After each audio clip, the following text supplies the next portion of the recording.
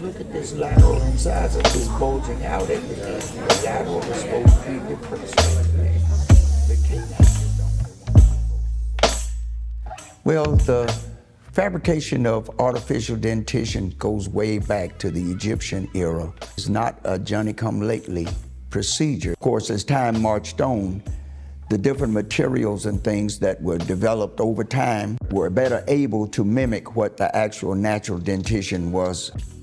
Subsequently, that moved on to acrylic. The colors of the gingiva was out of the textbook, quote unquote, coral pink. But in 1946, a group of faculty spearheaded by our dean at that time, Dr. William H. Allen, postulated that culturally, all patients don't have coral pink gums. So they formulated at that time a new acrylic that would more match the melanin shade of gum tissue that you see in African American patients and other patients of color. They come to call this shade the Meharry Shade of acrylic. Of course, there are many manufacturers that are making this shade now, and some of them give Meharry the credit for it, some of them don't.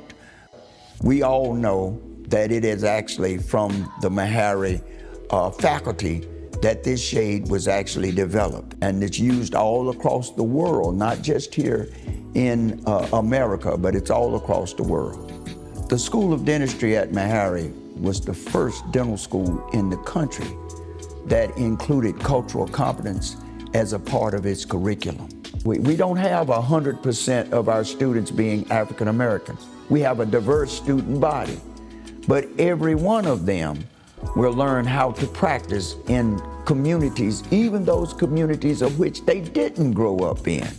But that started, of course, back in the 1940s when Dr. Allen and his group of faculty decided that it is better for us to be able to provide an appliance for a patient that most closely match their natural dentitions. I never knew my mother when she had natural teeth, but she tells me of the story that when she went to the dentist to get her new denture, this dentist, who is Caucasian, he tried to be cultural competent, and he made her a denture using the Meharry shade of acrylic, and my mother was livid.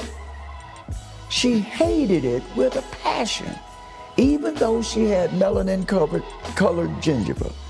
So I commend that dentist for trying to be culturally competent. However, he failed on one regard. He didn't ask the patient what the patient wanted. My mother wanted pink. So cultural competence does not just deal with stereotypes. Black people got black gums. That's not true. They have any range of color of gingiva, from coral pink all the way to deep black. So therefore, in being culturally competent, you must then understand where the patient is coming from and not extrapolate your own mores and your own values into the patient's. In 2023, nearly 40% of all African American dentists practicing in the United States are graduates of Meharry Medical College, School of Dentistry. And of those dentists, a full 86% of them are practicing in areas across the country similar to the ones that they grew up in, underserved areas. The worship of God through service to mankind. At its inception, that has been the premise of why Meharry exists. In other words, to serve the underserved, serve the disenfranchised, serve those that are marginalized.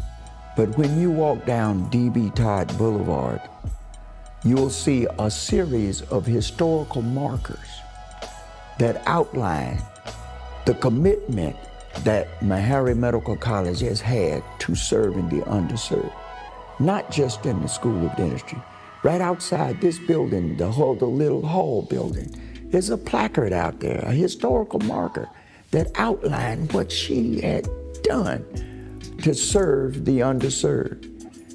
You got Josie Wales marker that's out there. You got Donnelly Turpin marker that's out there. You got the Hubbard Hospital marker that's out there that outlines over 100 years all of our departments, School of Medicine, Dentistry, Graduate Studies, Nursing, all of the schools that we've had here at Meharry have centered in on providing access to oral health and medical care for the poor and underserved.